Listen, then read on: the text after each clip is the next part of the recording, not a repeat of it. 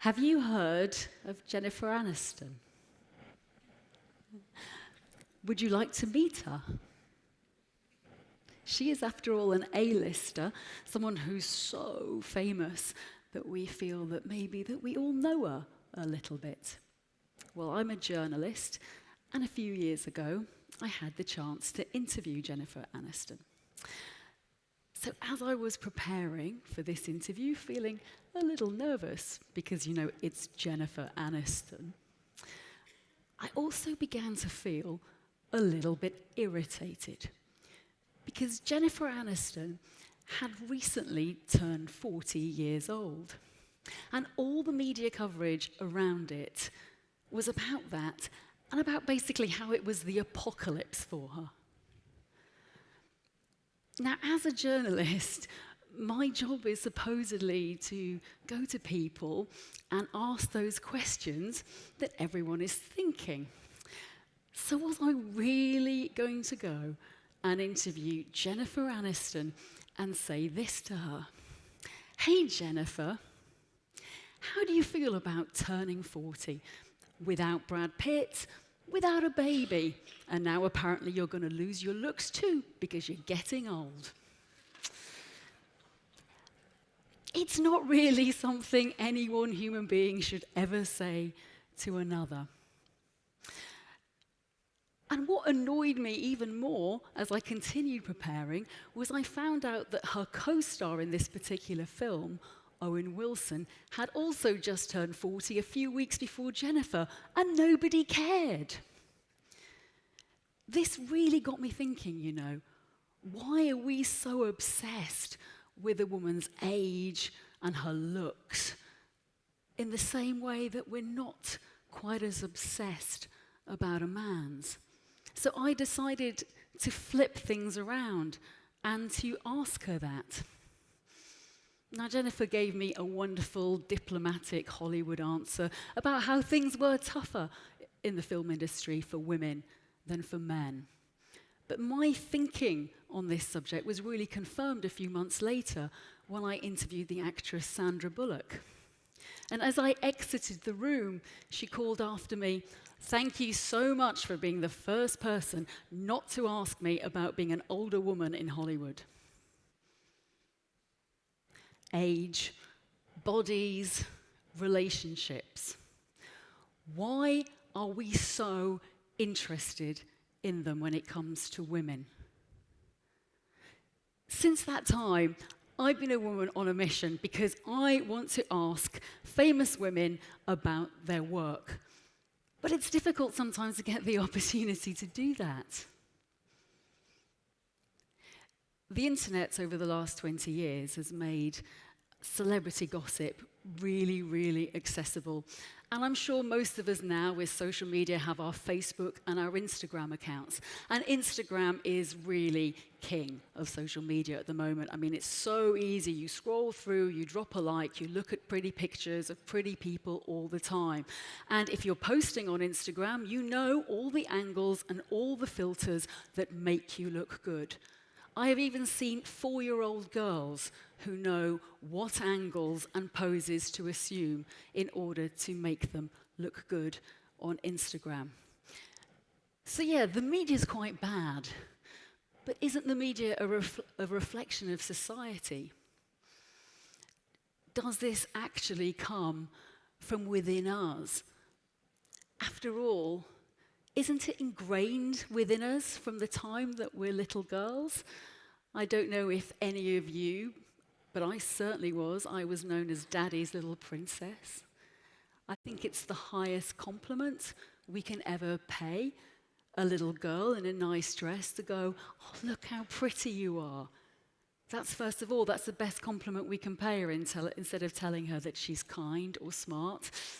If you go to a toy shop, you will see an explosion of pink. Sparkles, glitter, Barbies, all aimed at little girls. Then there's Disney princesses, and this hope that one day all little girls will meet their Prince Charming.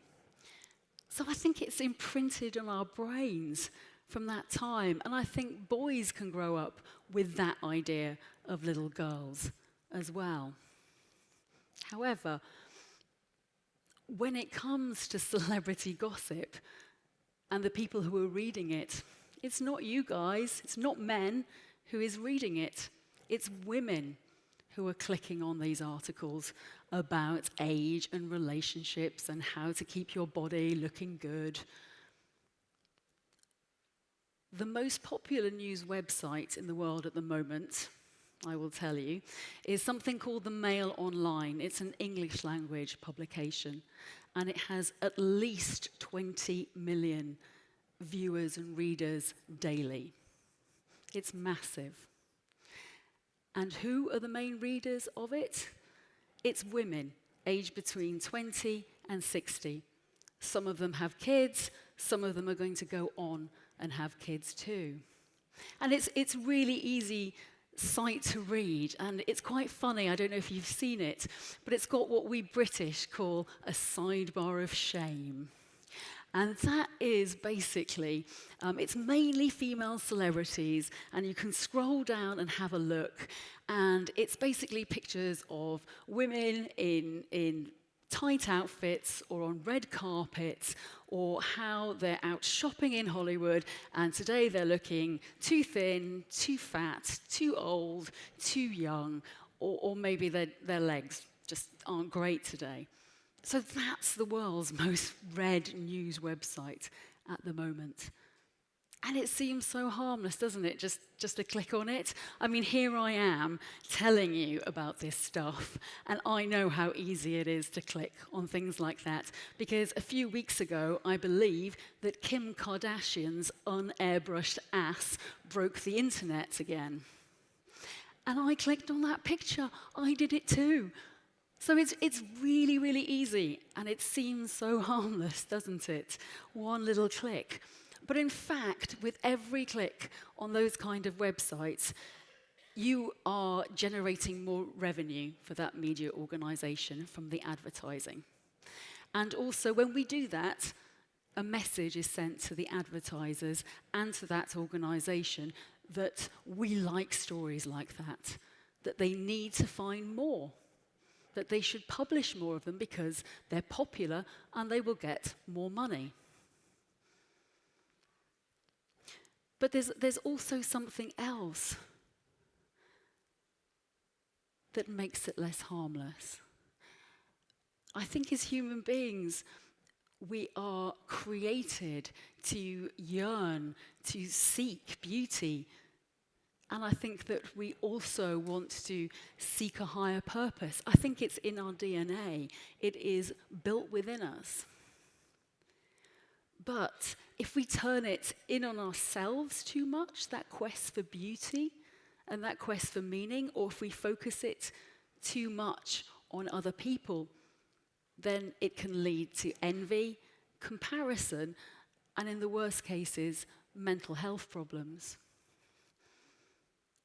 I was really upset to read a few weeks ago that in the UK, for girls aged between 16 and 24, 1 in 4 of them had admitted to self-harming. That's cutting yourself, usually, that's what it means.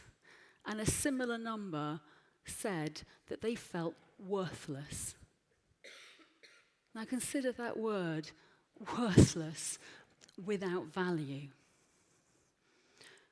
It's a terrible thing for a young woman to say about herself. And yet, as well, if you asked a 17-year-old girl in the United States, according to a survey recently, a 17-year-old girl, you asked her what she thought of her body, 4 out of 5 of those girls who were asked would tell you that she hated it.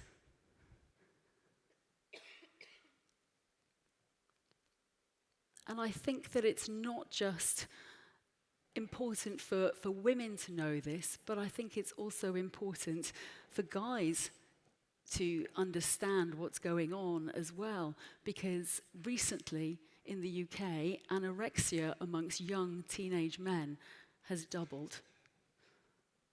So this objectification, this worship of the self, this seeking after the body and all the surface is coming for you as well. I think that we're in some kind of poisonous cycle, really, where we have already absorbed these messages that our looks are all important, are passing this on to the next generation without really realizing it. And they have social media. They are living in an even more visual age. I passionately believe there is a direct link between what we are seeing in the media and how we feel inside. You can't escape it. So, what is the solution?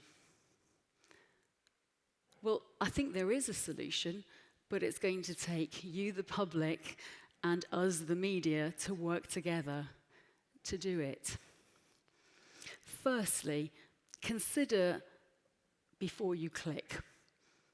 I know that sounds strange, but let me enlighten you. Say, for example, there is a website and there's a beautiful young woman in a short dress on a night out, and it seems like a really mindless celebrity story just to look at. Well, are you seeing the whole picture? What if I actually showed you the whole photo of that woman's night out? What if I showed you that she was being chased down the street by 30 photographers taking her picture without permission? Would you be so eager to read that article then? I have seen with my own eyes Britney Spears taken to hospital some years ago, suffering from nervous exhaustion after a life bombarded with the paparazzi. And I have seen Amy Winehouse in London chased down the road by photographers as well for her image. Most celebrities, to be clear on this, are not colluding with the media to give away all aspects of their personal life. Most people really want to be interviewed for their work and their talent. So that's the first thing you can do. The second is to really get behind women like Emma Watson, who are already calling the system out. I admire her greatly for the fact that she is campaigning tirelessly and speaking out about the way that the entertainment industry treats women. Now, it will be wonderful. She is Hermione for so many millennials. It would be wonderful if she can work her magic. But people like her need your support. They suffer an awful lot of abuse for speaking up about this, because in a way it's going against the industry itself. And then the media. What do we need to do about it? Well, I think that the question on whether social media needs to be regulated is a subject for a whole other TED Talk. But speaking as a journalist personally, I think that the mainstream media have to acknowledge that we have a really toxic system. It's pointless talking about strong female role models, and when there is one in front of you, we ask them whether or not they want kids, for example. So I would like the mainstream news media to really get together, to come together, and to pledge to ask famous women more. I believe that we can shift the narrative, that we can change the conversation if we do it together.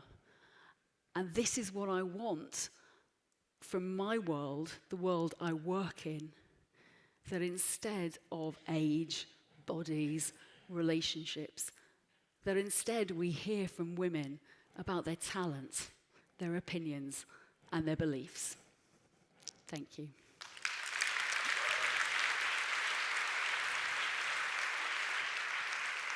Thank you.